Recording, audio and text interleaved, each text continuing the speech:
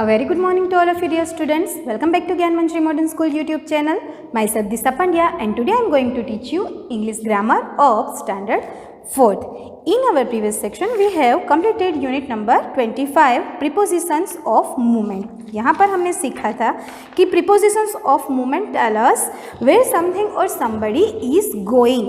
Okay so हमने prepositions of movement में ये सीखा था कि where someone or somebody is going और उनकी जो movement है उसको कहा जाता है prepositions of movement.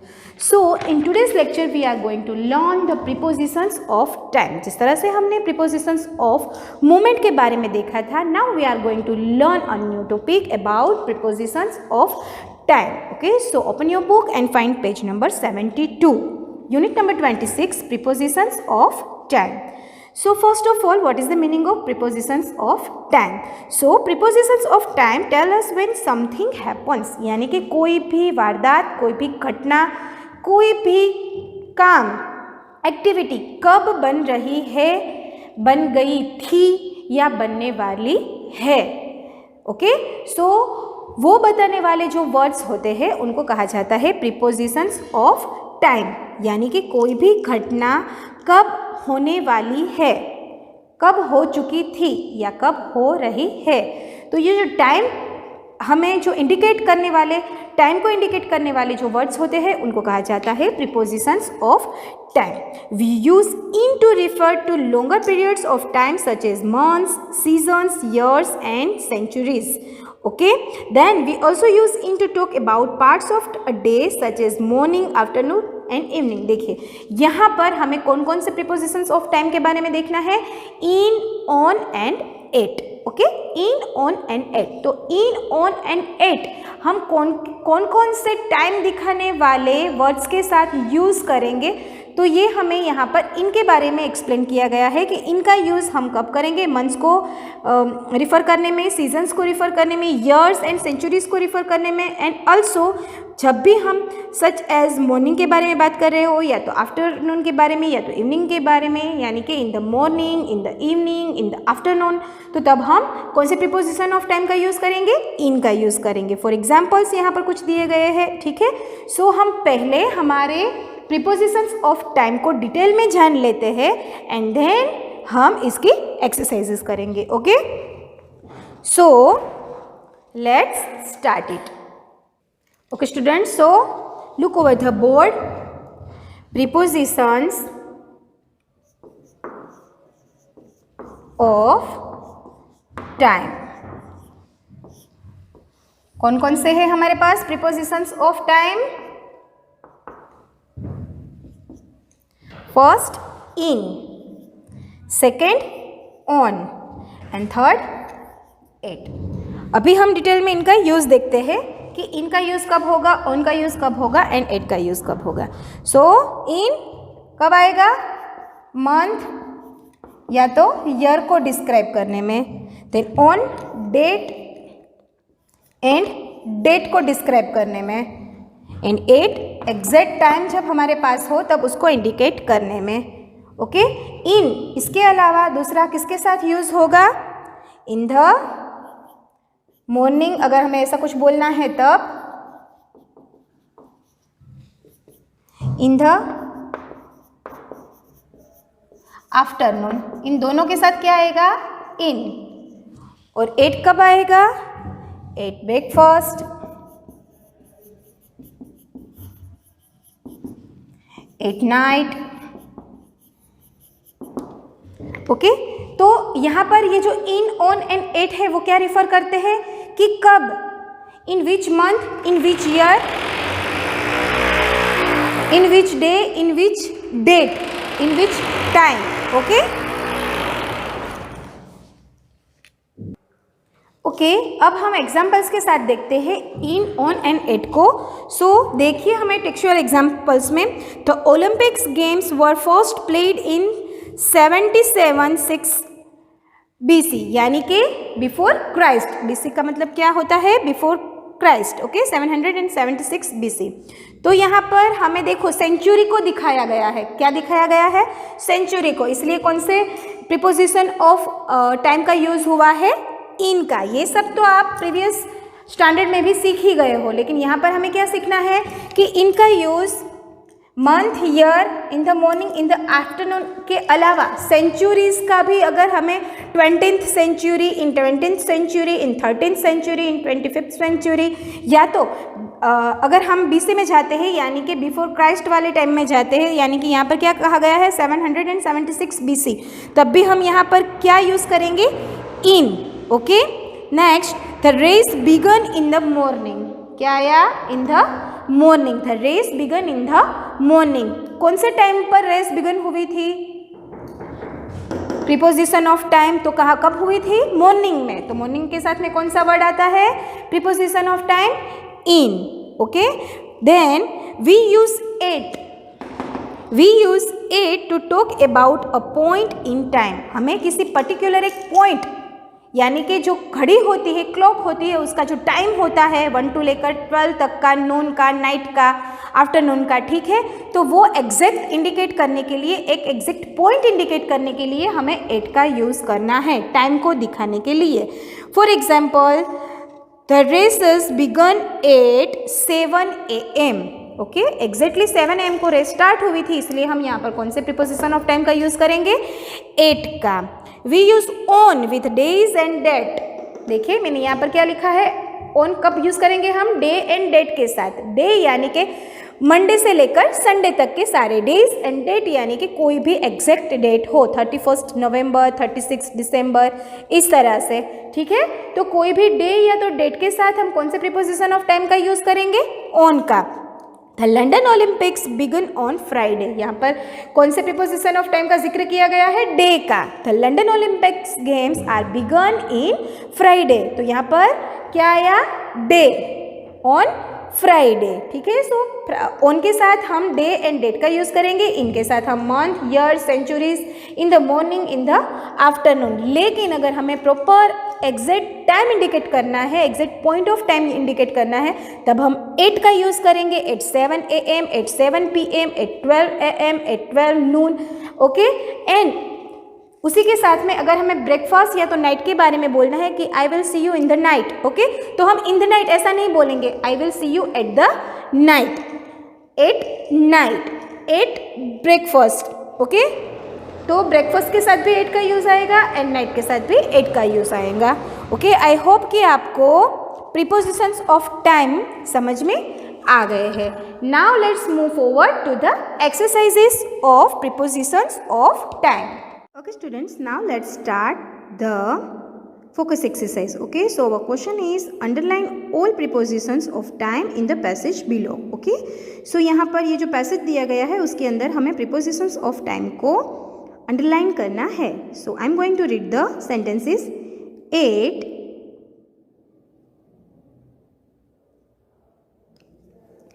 8:12 AM on 26 July 2012.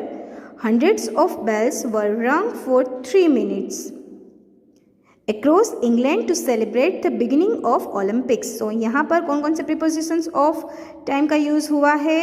First of all 8, time के साथ में 8 and then day and date के साथ में on. ओके, और for भी हमारा एक preposition of time ही है, for 3 minutes. देखिए 3 minutes के आगे लगा है for, so ये भी हमारा prepositions of time है. Okay, so underline all these prepositions of time, 8, on and for. Okay, then the loudest sound of course, name from ringing the big man. The biggest bell in the big band is called the great bell.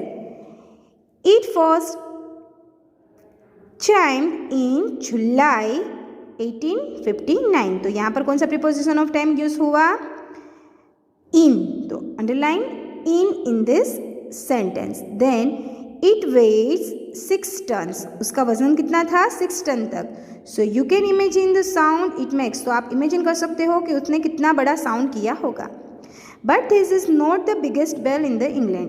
But ये जो bell था वो सबसे बड़ा bell नहीं था England का. A little distance away from a big band is the 17-ton bell at St. Paul's Cathedral. Okay, तो उससे भी ज़्यादा, ये कितने टन का था, 6 टन का था, ठीक है। लेकिन उससे भी बड़ा 17 टन का जो बेल था वो कहाँ पर बचा था, सेंट पॉल्स कैथेड्रल में। दिस वॉज कास्ट इन 1881, वो कब कास्ट किया गया था, in 1881, so underline in. This large bells along with cycle bells, door bells, phones, school bells, prayer bells and bells on pads, okay, वो किसके साथ में था, इन सभी के साथ में। कोलार्स were all rung in unison, however at 8:15 AM everything was quiet again, और ये सब हो जाने के बाद में 8:50 AM को ये सब फिर से शांत हो गया, ठीक है। सो यहाँ पर आपको कौन कौन से प्रीपोजिशंस ऑफ टाइम को अंडरलाइन करना है, first of all 8, then on, then 4, then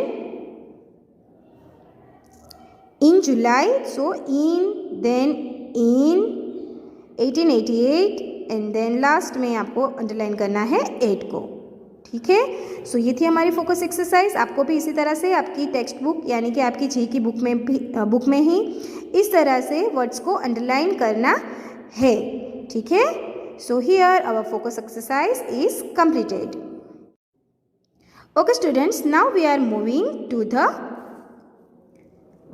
practice exercise, okay, and our question is tick write the correct prepositions। आपको यहाँ पर एक पैराग्राफ दिया गया है और पैराग्राफ के बीच बीच में आपको यहाँ पर ब्रैकेट में कुछ prepositions of times दिए गए हैं, ठीक है। सो आपको करेक्ट prepositions of time को चूज करके उसके ऊपर राइट क्लिक करना है, okay. So I am going to read the passage. The spaceship is arriving on or in June 26 in or at 2 o'clock on or in the afternoon। तो यहाँ पर आपको देखना है कि कौन सा प्रीपोजिशन ऑफ टाइम यूज होगा। So first of all the spaceship is arriving, यहाँ पर क्या है, डेट दी गई है जून 26, तो कौन सा प्रीपोजिशन ऑफ टाइम आएगा, ऑन। सो यहाँ पर प्रॉपर टाइम डेट को इंडिकेट किया गया है, सो कौन सा प्रीपोजिशन ऑफ टाइम हम यूज़ करेंगे यहाँ पर, ऑन, ठीक है। एंड देन दूसरे सेंटेंस में क्या है, एग्जैक्ट टाइम इंडिकेट किया गया है 2 o'clock, ओके। सो टाइम के साथ हम कौन सा प्रीपोजिशन ऑफ टाइम यूज़ करेंगे, 8। टाइम के साथ कौन सा प्रीपोजिशन टाइम आएगा, 8। And in the third sentence the afternoon, so we have already learn that in the evening या तो इन द मॉर्निंग या तो in the afternoon, okay. So in तीनों टाइम्स के फ्रेसेस के साथ हम कौन सा प्रीपोजिशन ऑफ टाइम यूज करेंगे, in. So the correct sentence is the spaceship is arriving on June 26 at 2 o'clock in the afternoon, okay। Now second sentence, we are going to receive our alien friends blank 1 o'clock in the morning, देखिए यहाँ पर again exactly time indicate किया गया है 1 o'clock, तो 1 o'clock अगर हमें point out किया गया है टाइम के साथ में, तो हम कौन सा प्रीपोजिशन ऑफ टाइम यूज करेंगे, 8 का। सो रीराइट सेंटेंस किस तरह से बनाएंगे हम, we are going to receive our alien friends at 1 o'clock in the afternoon, ठीक है। देखिए यहाँ पर इन द आफ्टरनून के साथ में इन ऑलरेडी दिया गया है, okay. Now next sentence, we are planning to take them to the Gir lion forest. हम क्या प्लानिंग कर रहे हैं कि उनको हम कहाँ पर ले जाए, गिर लायन फॉरेस्ट में, okay. Next, it rains heavily blank July. देखिए अभी जुलाई का टाइम है और रेन बहुत ही हैवीली हो रही है, ठीक है। सो यहाँ पर मंथ इंडिकेट किया गया है जुलाई, तो मंथ के साथ में हमें कौन सा प्रीपोजिशन ऑफ टाइम का यूज़ करना है, इन का, okay. It rains heavily in July, okay. So the best time to see the lions is tomorrow. अभी रेन हो रही है, सो लायन को देखने के लिए करेक्ट टाइम कौन सा रहेगा, टुमारो का, ठीक है। So they decide to visit the forest tomorrow. Now next, we can leave blank 4 PM। Again time 4 PM exact time यहाँ पर दिया गया है और टाइम के साथ हम कौन सा preposition of place time use करेंगे, 8। कौन सा preposition time, 8, okay. So the rewrite sentence is we can leave at 4 PM। हम कितने बजे निकलेंगे यहाँ से, 4 PM को। Next, we can return to our homes blank 3 PM। और हम हमारे घर पर वापस रिटर्न कब आएंगे? 3 बजे को। ठीक है, तो टाइम के साथ हम कौन सा प्रीपोजिशन ऑफ टाइम यूज करेंगे? ऑन या एट। तो क्या आएगा? Okay students, we have already completed focus and practice exercises. Now we are moving forward to the extension exercise. Okay, so first of all I am going to read the question.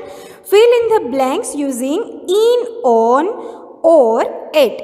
The first one has been done for you. एक exercise, ये जो exercise है उसका first question आपके लिए कर दिया गया है। सेकंड से आपको स्टार्ट करना है। So first I am going to read, Sachin Tendulkar was born blank 24 April. Okay, so यहाँ पर एग्जैक्टली डेट के बारे में कहा गया है। सो डे एंड डेट के साथ में कौन सा प्रीपोजिशन ऑफ टाइम आएगा? ऑन। तो फर्स्ट ब्लैंक में क्या लिखा गया है यहाँ पर? On. Now we are going to start from second.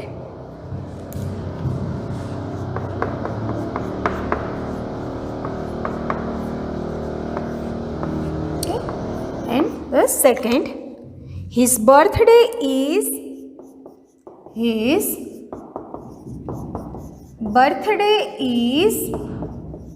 blank April. तो मंथ के साथ में क्या आएगा? इन। कौन सा प्रीपोजिशन ऑफ टाइम आएगा? इन।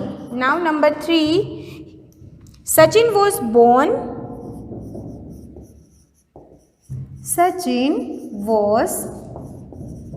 born blank a Tuesday। Sachin Tuesday के दिन बोर्न हुआ था। यहाँ पर एग्जैक्ट डेट है, सॉरी डे है, तो डे के साथ क्या आएगा? On. Number 4, he was born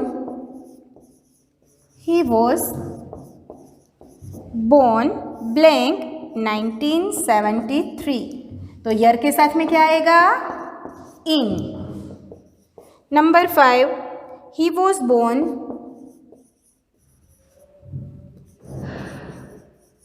blank 2:25 PM। Okay, यहाँ पर एग्जैक्ट टाइम है तो टाइम दिखाने के लिए कौन सा preposition of time?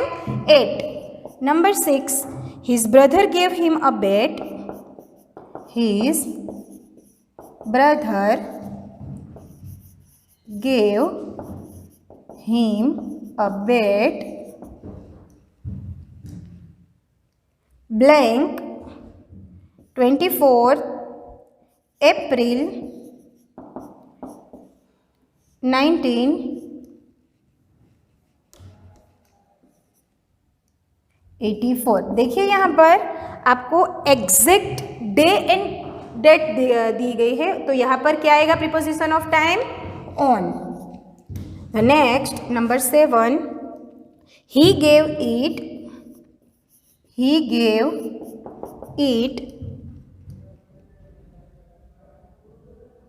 blank the morning।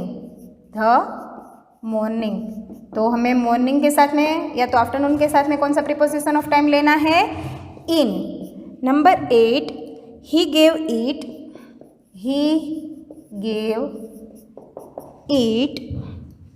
blank 8 AM। Again यहाँ पर एग्जैक्ट टाइम आया तो क्या आएगा टाइम के साथ?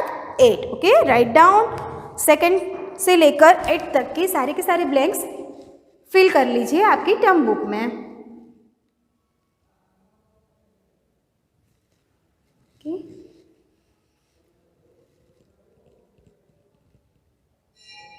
Now next number 9।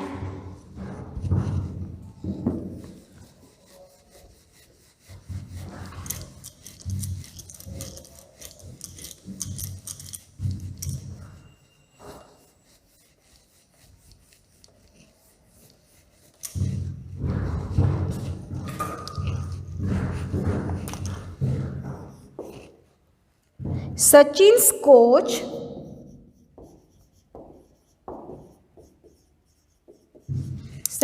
coach Mr.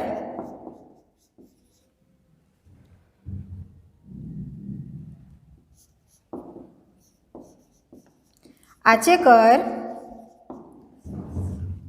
coached him in Shivaji park every day blank the morning, blank the morning. उनके जो कोच थे वो उनको शिवाजी पार्क में हर रोज़ सुबह को कोचिंग देते थे। तो क्या आएगा? इन the morning. And the last number 10, he became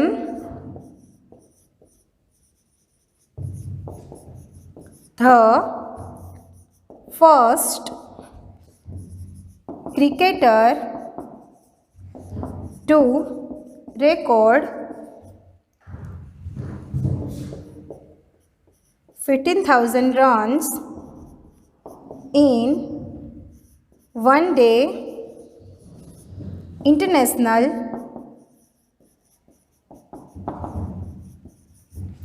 cricket bank 2007। तो यहाँ पर ईयर दिया गया है, ईयर के साथ में कौन सा प्रीपोजिशन ऑफ टाइम आएगा? In. He became the first cricketer to record 15,000 runs in one day international cricket in 2007। वो फर्स्ट ऐसा क्रिकेटर बना था जिसने वनडे क्रिकेट के अंदर 15,000 रन्स का रिकॉर्ड बनाया था। So here our unit number 26 prepositions of time is completed. Okay, so today's your homework is write down, focus, practice and extension exercises in your GE book. So see you in our next class. Till then, stay home, stay safe, have a nice day.